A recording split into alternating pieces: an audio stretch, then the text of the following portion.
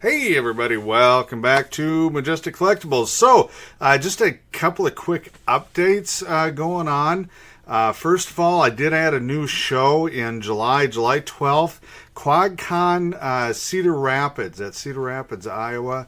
And I've never been to this show. I've been told it's really good show. It's one day only, Saturday only. So I guess I'll find out. I don't know. I've never been at this one.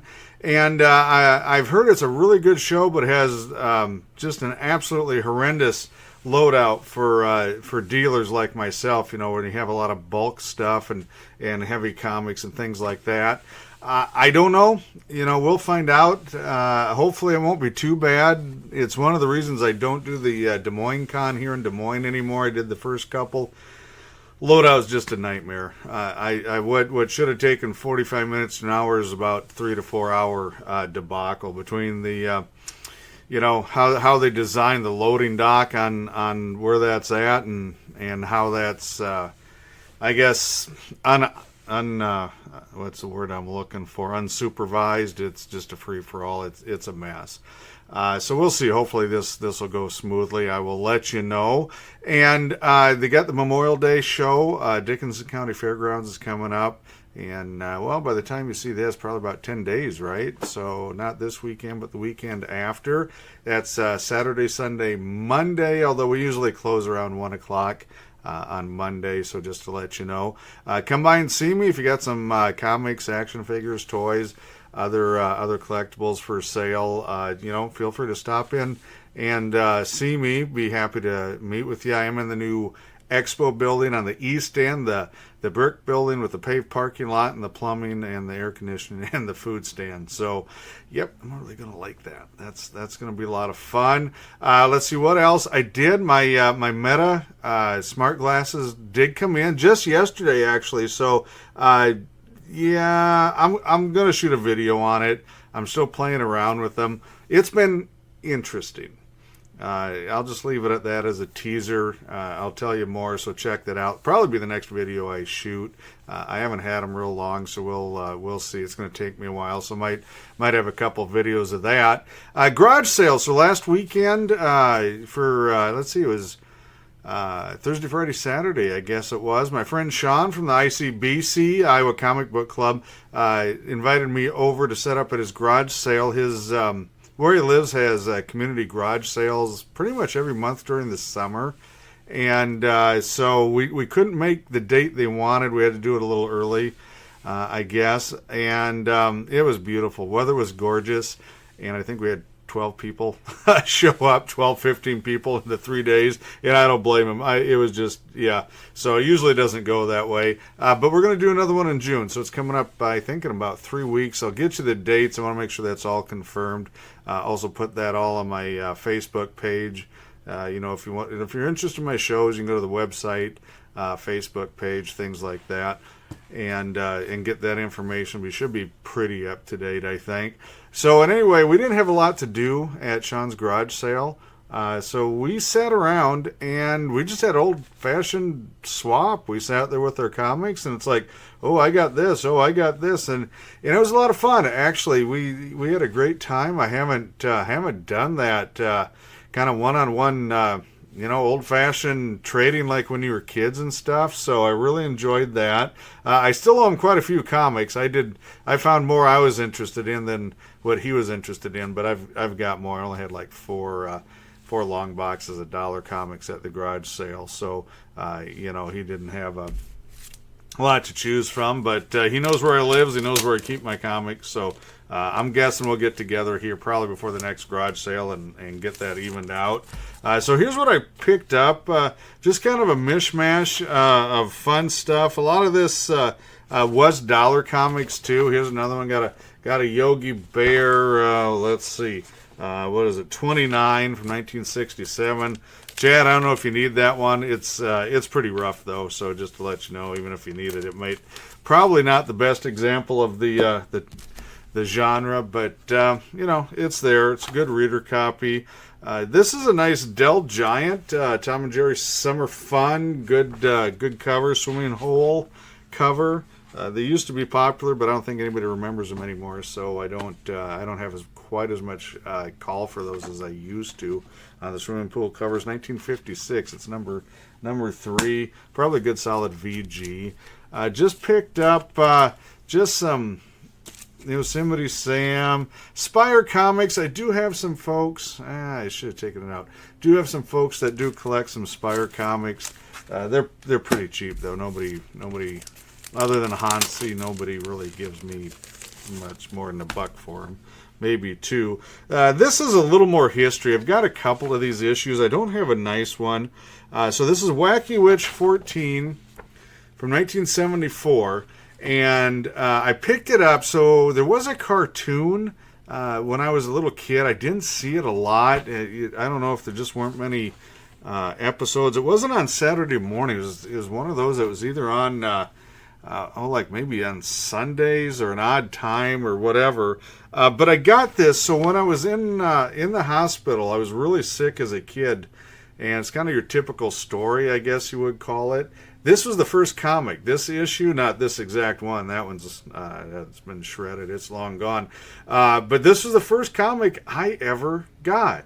And I was a terrible, terrible patient as a little kid. I'd been about 5 years old when this came out. And I made sure everybody around me was just as miserable or more so than I was.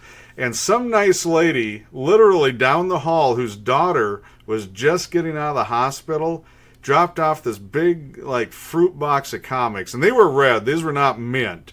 And it was mostly this stuff, the cartoony stuff. Wasn't any superheroes. Well, that must have worked. Because then when my dad would do relief duty, so my mom would sit with me during the day in the hospital, and then my dad would work, and then he would come and stay overnight with me in the hospital. So thanks, Mom and Dad. They're gone now, but yeah, they were pretty good. I mean, that was pretty miserable for them because I had a little sister, too, they had to take care of. Anyway, they got the idea that, hey, if it kept me from making everybody miserable, they'd bring me comics. So Dad would stop at the dime store in my hometown, buy some comics, and just one or two. And he was bringing me Batman, so that's kind of Dad's fault. I'm going to blame him. So he would bring Batman books. I only thought Batman was on that silly TV show. I had no idea that he was actually from comic books until then. This is I guess I don't know what this is. It's a comic. It's out of a mystery box. Oh, I see it on the bottom. So I got a Sonic mystery box. You could order like a monthly mystery box, and that came in there. Still sealed arcade block, the video game mystery box variant. Haven't looked it up. No idea. No idea what it's worth. Here we're getting in. Let me check. Let me see if there's any more dollar stuff here. I think this is all the Primo stuff. Primo being, well, I liked it. Let's put it that way. I guess this is the only other one. It wasn't in the dollar box. It's a coloring book. It's an older one. Batman, Robin in the Batcave with Batman, 1966. Art's, it's for kids. It's for coloring. Lots of colored pages, though. David Gundel. I'm not sure how to pronounce that. Honestly, he colored better than I did, so I got to tell you, I don't know if he did all that or somebody else did that. And so it was fun. It's a neat book. It's been colored in, and you know what? I'm probably gonna do. I'm probably gonna grab some colors and have some fun with it myself. Why not? Not gonna hurt it any. So here's some better stuff. Most of this I have, and I'll probably end up just reselling this. I don't know. I haven't decided yet. Kind of thing on it. Here's a Marvel feature. It's number 5. I always love that cover. Kind of a throwback to DC's Showcase Atom. So the Atom series had him like coming out of a gun barrel or on a gun, and then they did something similar with Ant-Man on that. It's actually a really nice book, but it's got, I see it up there, it's got that chip out. So bummer. It'd probably been at least a 6, maybe a 7. Herb Trimpe did the art on that one. But it's a good VG. It's a good reader copy. Presents really, really well. Didn't even notice that chip at first. Here's just a fun one. I have a lot of luck with Red Sonja. books. This is not an old one. So I've got a Red Sonja. If it was a Pokemon card, it would be called a full art. It's a virgin cover. In comic book terms, I want to look. It's black, white, red, number 4. And I'm not seeing a year on it. Year on this right at the moment, but it can't be super old anyway on it. And pretty decent art. Definitely went kind of more of a horror vein with this series. It was an okay series. I don't know. I didn't get overly excited with it. Here you can see some of the different covers. They had cover gallery and stuff. This is Elle by Cat Staggs. So that's the FOC bonus, and it's just a good cover. I thought it was a fun cover. I think I've got some others. I don't know. I can't remember. I'll have to look. I'm not a big Red Sonja collector. I like Conan. And so those early Bronze Age Marvel features, I always pick those up. I've got some in my collection. After that, I haven't done much with it. Here's so I got to be a little careful because this is a fairly high grade book. It's Wolverine number 1. You can see it's got one spine pinch there next to his right claw. And this is the regular series, not the mini series one. Pages are a little dark. So this is 1988. I should have remembered that. This is the year I graduated high school. That's how old I am. You can see there's a little bit of tanning on the edges, but overall, I would say it's a VF. And even with that spine pinch, probably make a 9, probably make a VF near mint on that book. And they always sell well. Not really rare, but it is rare, kind of scarce to find them in high grade just because of that darn black cover again. They do not take handling or wear well at all. They show up everything. Sorry, I got to get a drink there. It's pollen season here now with all the rain and the nice weather. Supposed to have thunderstorms tomorrow, so I thought, boy, I better shoot some videos today. I've done them, in the thunderstorms. You've seen them, but it's kind of easier not to. Here's a neat. So this is. It's a mini comic. It's not super small, probably Reader's Digest size, TV Guide size from back in the day. Monogram. So this is a model kit. So this came with a plastic model kit, the kind you have to glue together, and you get it on the carpet and the table and the drapes, and then you never got another one again. And there you go. It's got the ad for some of the model kits inside there. Batman Volume 37, number 279 reprint. And it was originally in 76. This was reprinted in 95, so it's not even that old. It does have, I don't know what happened here. I don't know if you can see that or not. It's kind of messed up page. So I'm guessing, when it was just shoved in there, it must have got damaged in it. But it's a comic I bought originally back when I was a kid, and kind of a neat cover, kind of a fun one. Don't see those a lot around here, and they're not worth anything, so nothing there. But somebody might want it. It's just kind of a neat Bronze Age replica, repop, I don't know, whatever you want to call it. Here, this is a little better book. Marvel feature. Ant-Man, and again it's got him holding out the nail for the guy to step on, which I gotta tell you, I'm kind of surprised that got by the comics code, because that's not the type of thing. The paint isn't quite red, because you couldn't show blood on the cover or anything like that with the comics code, so they darken that up, I guess. But the innuendo's there. 1972 on this one. And just really good art. Again, it's something I grew up with. It's got light, I guess I'd call them off-white to tan pages. I wouldn't say the paper quality is super great on them. And these are all getting to the age where white pages are not as common as they used to be, but they made so many of them that they're still out there. But if you're buying this stuff, from 1980 and back, I would, at least take a look at the pages. Make sure they're not turning too dark. This is neat. I don't think I've got this book, but I don't think I've got it this nice. This is a really nice copy of this book, Monster Hunters Number 1, that's a Charlton book. They had great covers on this series. I don't see them a lot, especially the higher number ones. 1975. Now this is, hopefully you can see this. This is kind of typical Charlton stuff. You can see the bottom edge here on that first page is miscut, misbound. Not uncommon on the Gold Key and Charlton.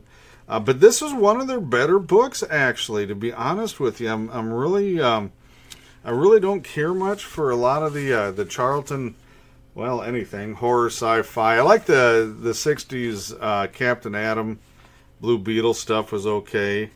And some of this is, believe they had, well, I don't know.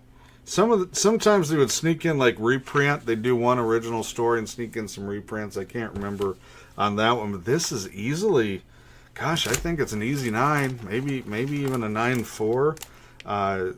So I don't know how bad they ding that printing error on the inside.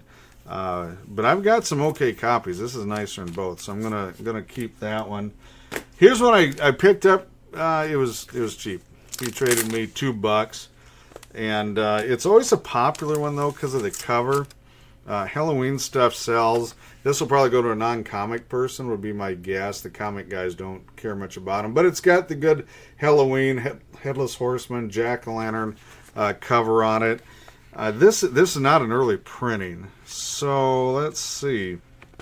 I was going to looking back. There it is.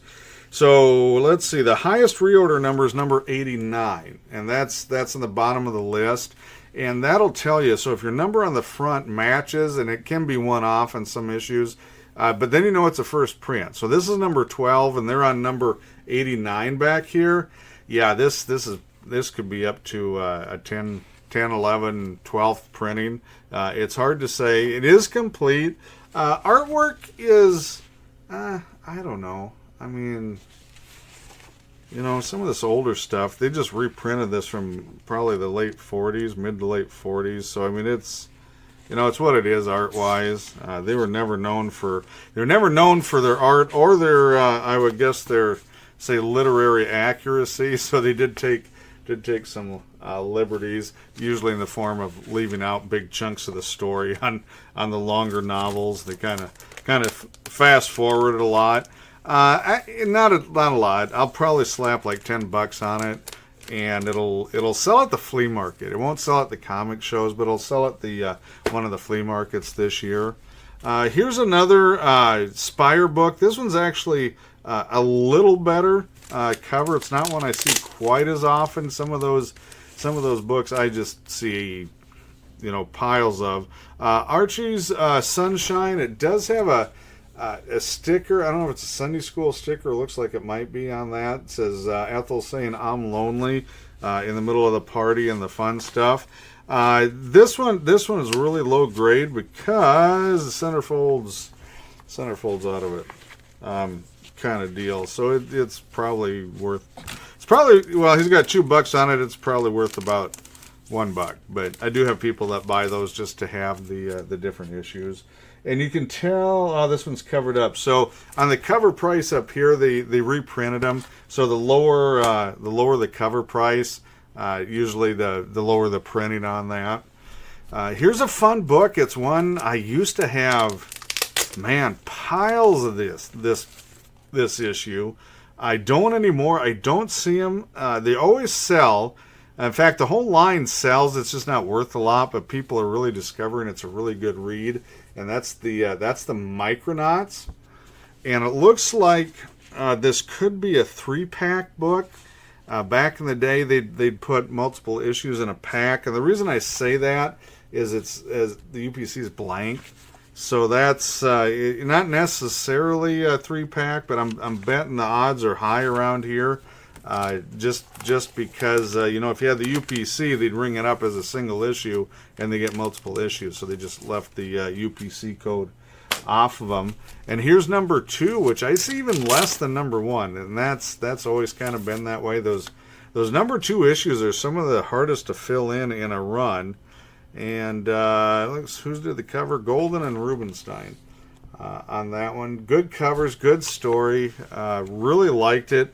Rom was my favorite in this kind of cartoon comic genre, to be honest with you. I thought the Rom book outlived the toy by quite a ways, and it should have. It was really good, and they actually gave it an ending. You know, some of these they leave you hanging on the last issue. They knew it was coming to an end, so if you ever get a chance to pick up a Rom reprint, I don't see the comics much. Again, number ones are the lower number issues. I see a little more on those. Micronauts, till way at the end, you can usually find them. I don't know. There's probably one or two. Might be a little tough. This one's neat. I think this one, I don't know. It's going to be really close. This one might be better than mine. It's probably just a VG fine, but Supernatural Thrillers. Kind of got that Swamp Thing, Swamp Man cover. Theodore Sturgeon, they adapted one of his short stories, and if you're a pulp fan or an early paperback kind of fan, that name probably is familiar to you. 1972. Again, they actually, the comics code lightened up a little bit, and that's when all these horror comics just blew up. You couldn't make any horror comics for a really long time, and then they kind of lightened up, and they started out in a lot of cases with reprinting older stuff, pre-code and early code horror books. And let's see, I'm trying to just a bunch of ads there. I'll show you one more page on it. So then there's just a lot of titles. Marvel, DC, Charlton, pretty much everybody started making horror books again. As you can probably imagine, the market got flooded, and a lot of them died. So a lot of them have had pretty short runs, 3 years or less on an awful lot of them. Here's another one I think I'll resell. First appearance, Iron Major. It is a key issue, key character. Oh, that tape is... that was painter's tape, but I'll tell you what, that like melted into it or something. That really grabbed a hold there. I'm not a fan of painter's tape at all. Just I don't know. A lot of people use it. I don't like it. Our Army at War, Sergeant Rock, great Joe Kubert cover. Probably kind of a Battle of the Bulge setting. I don't know. I didn't look at this. I know I read it. I just can't remember it. I've read so many of them in here.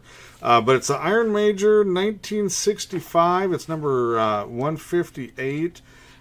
Pretty decent page quality for the age. Off white with light tan edges is how I would say that. And here's the. Let me flip past it. Here's the Iron Major story. It's complete. Centerfold is in. When the books get this old, and this is what I call really dry paper, almost gritty, not quite, but close. That's a good sign that the paper's going to be heading downhill. Probably get some tanning, maybe even brittleness down the road. But this one's okay for a while yet, so the centerfold's still there. And the last one I've got. Army at War 156, and I don't think that's a key. I think that's no. He didn't have anything on it. I didn't think it was. I love the tank covers, especially in GI Combat. Of course, almost every GI Combat had a tank somewhere. Not all of them did, but a lot of them did. Here's the Human Tank Trap. There you go. There's some Joe Kubert art.